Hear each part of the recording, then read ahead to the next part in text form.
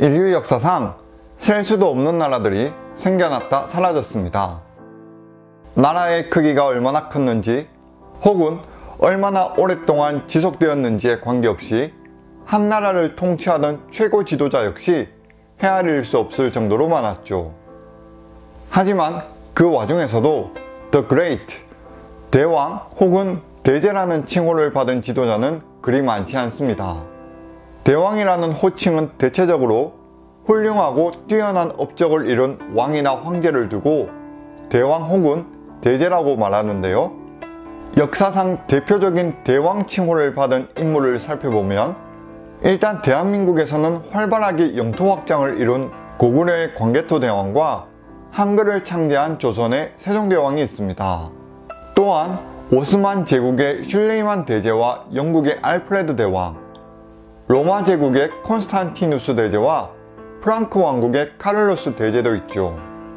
몽골 초원을 정복했던 세상의 왕이라는 칭기즈칸도 있습니다. 그중 아주 오래된 고대 사회에서 가장 유명하다고 할 수 있는 대왕의 대명사는 이 사람이 아닐까 싶은데요. 알렉산드로스 3세 메가스, 마케도니아의 지배자이자 동서를 하나로 통합시키고 새로운 헬레니즘 문화를 만들어냈던 왕, 바로 알렉산더 대왕입니다. 기원전 356년 마케도니아의 왕이었던 아버지 필리포스 2세와 어머니 올림피아스의 아들로 태어난 알렉산더 대왕은 고대 그리스 마케도니아 왕국의 아르기아스 왕조 26대 왕인데요. 그가 태어난 7월 20일 마케도니아는 중요한 전쟁에서 승리하였고 동시에 올림피아 제전에서 필리포스의 말이 우승을 차지해 겹겹 경사를 치렀다고 전해지기도 합니다. 알렉산드로스가 12세 때 사람을 잡아먹는다는 소문이 날 정도로 난폭하기로 명성이 높았던 말 부케팔로스를 길들여 말이 늙어 죽을 때까지 함께했다는 일화도 있죠. 아버지 필리포스는 아들에게 아리스토텔레스를 스승으로 소개해 주었고 3년 동안 알렉산더는 최고의 철학자에게 각종 학문을 전수받았습니다. 뿐만 아니라 아버지로부터는 전술과 행정 등의 실제적인 일을 착실하게 배우면서 성장한 알렉산드로스는 기원전 338년 카이로네이아 전투에 직접 참가하여 테베의 최정예 부대를 격파하는 전공을 세우게 되죠. 하지만 알렉산드로스가 20세가 되던 해 아버지 필리포스는 호위병이었던 파우사니아스에게 암살을 당하게 됩니다. 필리포스 암살 배후에 대해서는 이런저런 스토리들이 많습니다만 어쨌든 20세에 불과한 어린 알렉산드로스가 왕위에 올랐으니 그리스 이곳저곳에서 연달아 반란이 일어나게 되죠. 그렇지만 알렉산드로스는 어린 나이임에도 이미 지략과 경험을 갖춘 인물로서 곳곳에서 터진 반란을 제압하고 기원전 334년에는 대군을 거느리고 페르시아 원정까지 떠나게 됩니다. 이듬해 이수수 전투에서 다리우스 3세를 격파한 데 이어 페르시아 함대의 근거지들을 차례로 점령하였고 후에는 시리아, 이집트까지 공략하였죠. 알렉산드로스 대왕은 동쪽으로도 계속 진격하여 이란 공원을 정복한 뒤에는 인도의 인더스강 유역까지 이르렀다고 합니다. 그러다 진군 중에 열병이 퍼지고 장마가 계속된 탓에 군대를 돌려 기원전 324년에 페르세폴리스로 돌아오는데요. 바빌론으로 돌아와 다시 아라비아 원정을 준비하던 중 알렉산드로스는 33세의 젊은 나이로 갑자기 사망하게 됩니다. 그의 사망 원인에 대해서도 여러가지 추측이 있는데요. 암살설이 있기도 하고 혹은 술을 너무 많이 마신 탓에 사망했다는 설도 있습니다. 알렉산더 대왕은 왕위에 오른 지 33년 만에 유럽은 물론 아시아, 아프리카에 걸친 마케도니아 제국을 건설하였고 자신이 정복한 땅에 자신의 이름을 딴 70개에 달하는 도시를 건설하였죠. 이 도시들을 중심으로 마케도니아 제국은 그리스 문화와 오리엔트 문화를 융합시킨 새로운 헬레니즘 문화를 꽃피우게 됩니다. 하지만 이른 나이에 지도자를 잃어버린 대제국은 곧바로 마케도니아, 시리아, 이집트 등으로 분열되고 이들은 차례차례 로마 제국에 멸망당하면서 찬란했던 마케도니아 대제국도 역사 속으로 사라졌죠. 마케도니아 왕국의 전성기 시절은 로마 제국의 최대 영토보다도 더 큰 영토를 차지하는 대국이었고, 비록 역사의 뒤안길로 사라지긴 했으나 훗날 미친 영향력은 지대했다고 볼 수 있습니다. 그 때문일까요? 현대사회에 들어 마케도니아라는 이름을 둘러싼 그리스와 마케도니아 공화국 간의 다툼은 28년간 치열하게 이어지게 되죠. 양국 간의 의견차 시작은 1991년으로 거슬러 올라갑니다. 마케도니아 공화국은 당시 유고슬라비아 연방에서 독립하면서 국명을 마케도니아 사회주의 공화국에서 마케도니아 공화국으로 변경하는데요. 하지만 이에 그리스가 즉각 반발하고 나섰습니다. 그리스 북동부 해안 지방에 이미 마케도니아라는 이름의 지역이 존재하고, 오래전 마케도니아 왕국의 원래 위치는 현재의 그리스령 마케도니아이기 때문에 마케도니아 공화국이 자신들의 역사를 갈취하려 한다면서 크게 반발하였죠. 고대의 마케도니아 왕국이 워낙 넓은 영토를 차지한 탓에 그리스의 북부 지역은 물론 현재의 마케도니아 공화국 지역 역시 고대 마케도니아 왕국의 영토에 속해 있었습니다. 그렇기 때문에 마케도니아 공화국이 마케도니아라는 국명을 쓴다 하더라도 완전히 틀린 말은 아니었죠. 하지만 고대 마케도니아 왕국의 시작은 그리스령 마케도니아였고, 실제로 마케도니아 왕국의 수도였던 펠라 역시 그리스의 위치에 있었습니다. 그에 비해 현재 마케도니아 공화국이 위치한 지역은 고대 마케도니아 왕국이 북쪽으로 진출하면서 편입한 지역으로 마케도니아 왕국의 중심부는 아니었죠.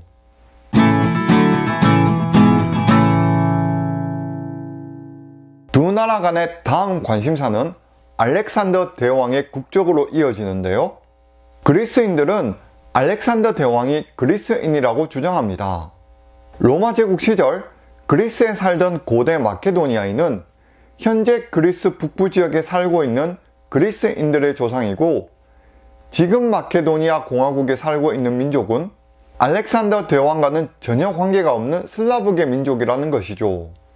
하지만 슬라브족은 고대 마케도니아 왕국이 멸망하고 한참이 지난 7세기가 되어서야 대거 남아하여 정착하였고, 이전까지 마케도니아 공화국 지역에 살던 원주민과 슬라브계 민족의 혼혈 결합으로 현재의 국민이 성립되었기 때문에 이 논쟁 역시 간단히 끝날 문제는 아니었습니다.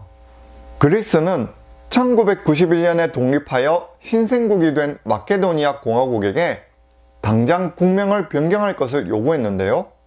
하지만 마케도니아 공화국은 마케도니아라는 국명은 과거 수세기 동안 그들이 사용해온 국호이기도 하며, 구유고슬라비아 연방에서도 마케도니아 공화국이라는 고유의 국명을 사용하였기 때문에 이를 포기하지 않았습니다.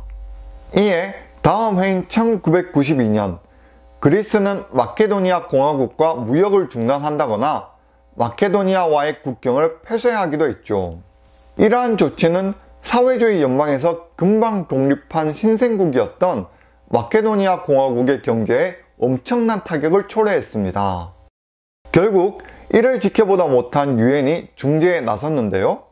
유엔은 1993년 마케도니아 공화국을 정식 회원국으로 받아들이면서 두 나라 간의 갈등 완화를 위해 국명을 마케도니아 공화국에서 마케도니아 구유고슬라비아 공화국으로 바꾸기를 권고했습니다.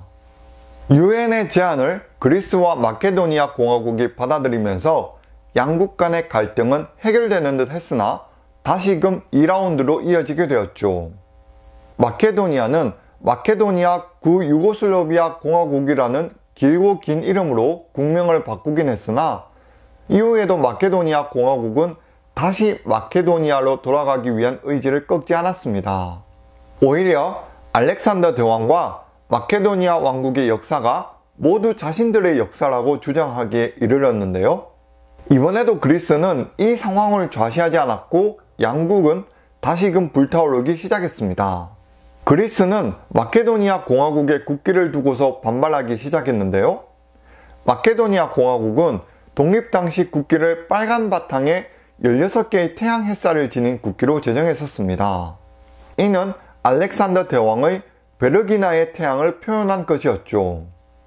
그리스 정부는 국기가 알렉산더 대왕을 연상시킨다는 이유로 이 국기의 사용에 대해 강력하게 반발하였으며 1994년 1월 마케도니아 측의 국기 모양을 삭제할 것을 요구했고, 이에 불응하면 국경을 봉쇄하겠다고 경고했습니다. 실제로 그리스는 2월에 테살로니키 항구를 폐쇄하였고, 이로 인해 내륙국이었던 마케도니아 공화국의 수출과 수입이 모두 막히게 되자 마케도니아의 경제가 파탄으로 치닫게 되었죠. 양국의 갈등이 심각한 수준으로 격화되자 이번에는 유럽연합 EU가 나서서 그리스의 무역 봉쇄 조치를 유럽사법재판소에 제소하였고, 그리스는 무역 봉쇄를 풀 수밖에 없었습니다. 마케도니아는 결국 1995년 국기를 일부 축소하여 16개의 햇살에서 8개의 햇살로 바꾼 현재의 국기로 변경하였죠. 하지만 2004년 마케도니아 공화국이 EU에 가입하려고 하자 그리스는 또 한 번 이를 저지하고 나섰습니다. 마케도니아의 국명으로 인해 그리스는 여전히 마케도니아의 EU 가입을 원치 않았는데요. EU는 예전에 유엔이 했던 것처럼 마케도니아 국명에 대한 중재를 시도했으나 성공하지 못했습니다. 그리스는 마케도니아의 EU 가입 저지에 이어 다음에는 북대서양 조약기구 나토 가입까지 반대했는데요. 이렇게 그리스의 지속된 반발로 마케도니아는 더 이상 국명에 대해 참지 않게 됩니다. 2006년 마케도니아는 유고슬라비아 연방이 역사 속으로 사라진 것도 오래된 일이니 유엔에게 다음과 같이 선포를 하는데요. 이제 유고슬라비아 연방도 사라지고 없으니 더 이상 길고 긴 이름을 쓸 필요가 없다. 따라서 국명을 바꾸도록 하겠다라고 발표합니다. 이에 유엔에서도 구유고슬라비아라는 이름을 강요할 수 없는 상황이 되어 더 이상의 중재가 불가능해졌고, 예전에 해결되었다고 생각한 국명 문제는 다시 수면 위로 떠오르게 되었죠. 마케도니아 공화국은 이참에 같은 해 수도 스코페에 있는 공항 이름을 알렉산더 대왕 공항으로 짓게 됩니다. 또한 2011년에는 관광산업 활성화를 위해 스코페 2014 프로젝트를 발표하고, 수도 스코페에는 한화로 약 7천억 원을 들여 알렉산더 대왕 동상과 그리스 신전 스타일의 박물관을 세우는 등 과감한 행보를 보였죠. 하지만 알렉산더 대왕 동상은 이미 그리스 북부 테살로니키 시에 높이 6.1m로 존재하고 있었습니다. 그리스인들은 당연히 알렉산더 대왕은 마케도니아가 아니라 자신들의 자랑스러운 조상이라 주장하면서 마케도니아 공화국의 동상 건립에 강하게 반대하였죠. 이렇게 양국의 역사와 알렉산더를 둘러싼 의견차는 잊을만 하면 다시 논쟁이 되면서 꾸준하게 이어져 왔습니다.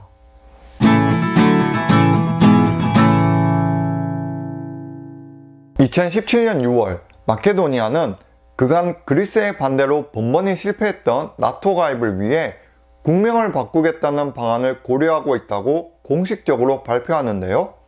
그리스에서는 환영의 뜻을 밝혔고, 바로 9월에 양국의 외무장관들이 모여 양국 관계 개선을 위해 합의하기로 결정했습니다.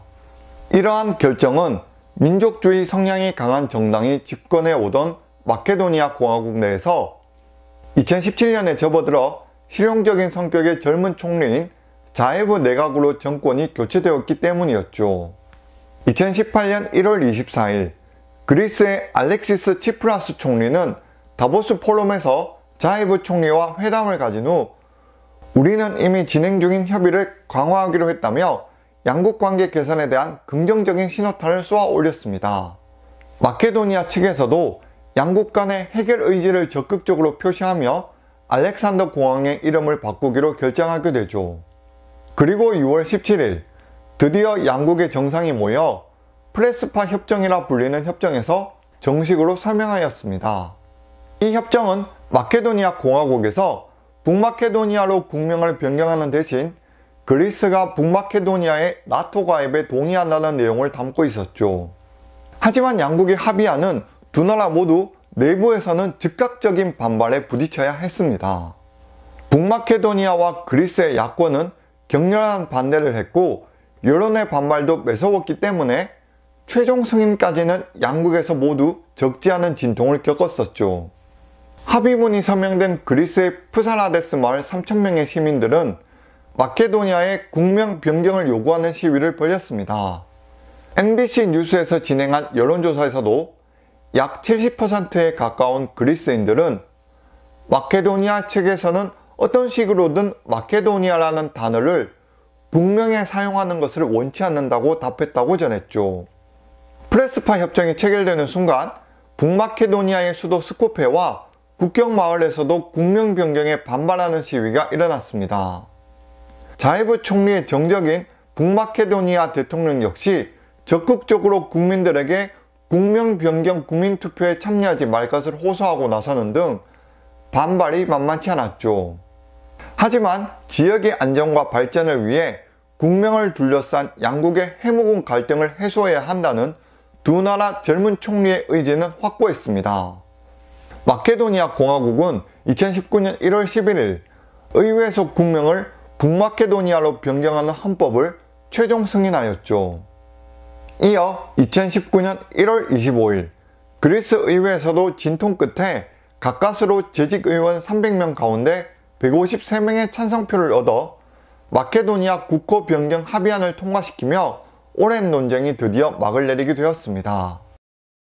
2019년 4월 알렉시스 치프라스 그리스 총리는 대규모 사절단과 함께 북마케도니아의 수도 스코페를 방문해 조란 자이브 총리와 만났는데요. 그리스 총리가 북마케도니아를 찾은 것은 1991년 북마케도니아가 구유고슬라비아 사회주의 연방에서 탈퇴한 이후 사상 처음이었다고 합니다.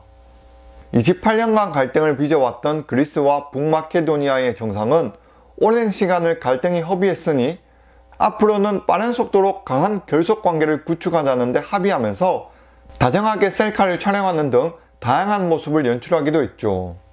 또한 2020년 3월 북마케도니아는 드디어 염원하던 북대서양 조약기구 나토의 30번째 회원국이 되었고 프랑스의 반대로 한 차례 거부되긴 하였으나 유럽연합 가입도 다시 추진하고 있습니다.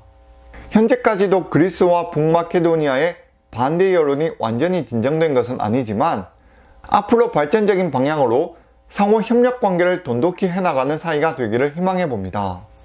끝까지 시청해 주셔서 감사드리며 평안한 하루 보내세요.